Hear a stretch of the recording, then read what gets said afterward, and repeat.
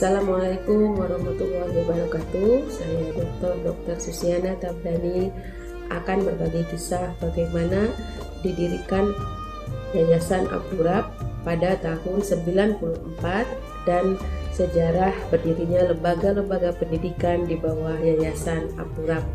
Semoga kisah ini menjadi inspirasi bagi kaula muda di Riau dan di Indonesia serta dimanapun semua generasi yang ingin ikut merubah bangsa ini ke arah lebih baik dengan melalui pendidikan. Profesor Tabrani Rab dilahirkan di Bagan Siapi-Api tahun 1941 dan beliau adalah anak dari Bapak Abdurrab, salah satu pendiri Muhammadiyah di Riau. Bapak Ibu sekalian, Profesor Tabrani Rab adalah orang yang juga aktivis. Selain beliau adalah lulusan Fakultas Kedokteran Unpad, beliau adalah orang yang sangat concern dengan keadaan Riau pada waktu itu, di mana Riau menghasilkan minyak bumi yang sangat banyak dan penyumbang devisa negara yang sangat besar. Namun pada waktu itu kondisi rakyat Riau sangat miskin. Karena miskin itulah beliau menyadari bahwa satu-satunya jalan untuk menyelamatkan orang Riau untuk keluar dari kemiskinannya adalah dengan pendidikan. Dan keluarlah tagline "Selamatkan Riau melalui pendidikan". Kemudian ide-ide dan diskusi yang banyak dengan kawan-kawan dan sahabatnya di tahun 70-an, dan barulah terrealisasi pada tahun 94 mendirikan Sekolah Menengah Analis Kesehatan. Awalnya beliau mendirikan Rumah Sakit Tabrani Rab di Jalan Sudirman 410 dan menamakan rumah sakit tersebut Rumah Sakit Abdurrab, yaitu pada tahun 78. Kemudian Rumah Sakit di Jalan Sudirman 410 semakin berkembang dan akhirnya beliau juga mendirikan Rumah Sakit Abdurrab kedua di Jalan Riau Ujung dengan arsitektur seperti Hagia Sophia di Turki. Dan bangunan ini selama 16 tahun kosong, tidak dikelola. Kenapa? Karena Prof.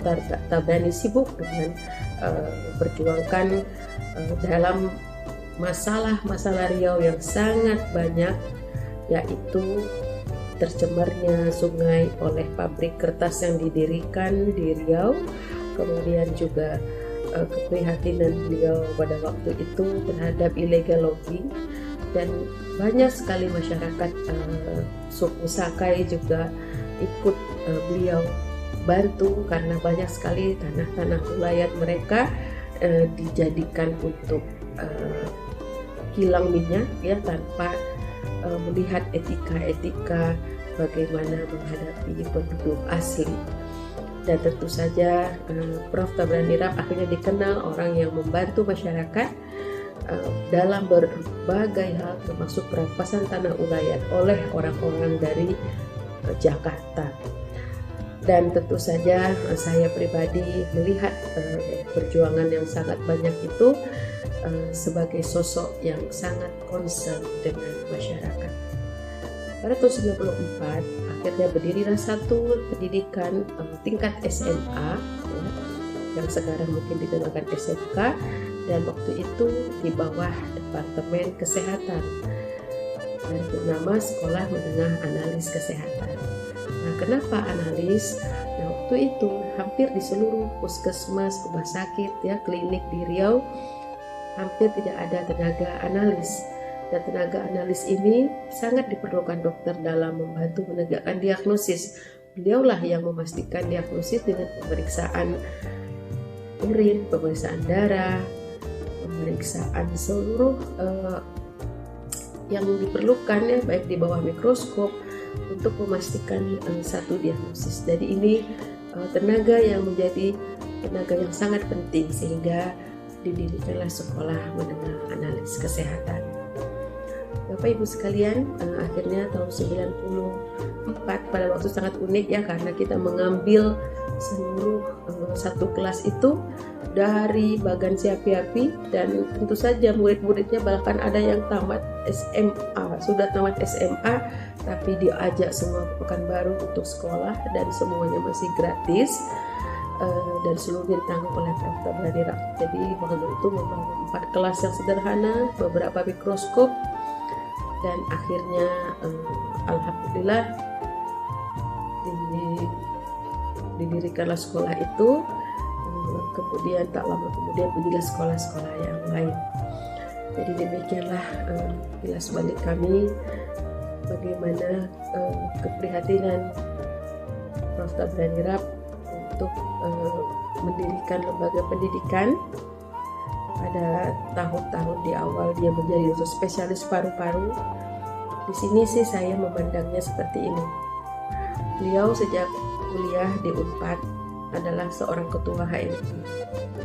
Kemudian beliau juga seorang aktivis, ya. Dan beliau juga harus mengajar, menjadi asisten dosen, dan juga bekerja membimbing anak-anak kedokteran, juga mengajar anak-anak SMA untuk tidak mau menyusahkan orang tua dalam memenuhi kebutuhannya, membayar kos, juga living cost sehari-hari pada waktu itu. Kenapa? Nah, itulah yang mungkin bisa kita ambil hikmahnya, kepedulian seseorang dari mulai perkuliahan, dan ada awareness, social awareness, dan ada keinginan untuk memenuhi kebutuhan sendiri setelah dewasa.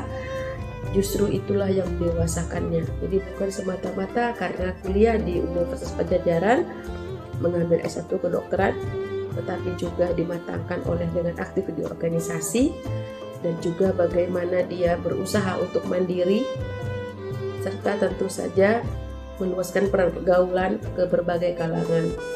Dan ini diperlukan bagi kita generasi muda saat ini, untuk ada social awareness, ada kemandirian finansial, dan juga ada rasa malu untuk menyusahkan orang tua.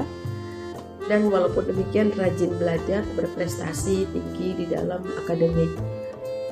Dan seluruh bekal itu ternyata diperlukan sekali dalam dia menjalankan karir sebagai dokter, dan seterusnya sampai banyaklah karya-karya dan ide-ide besarnya menjadi inspirasi bagi masyarakat Riau.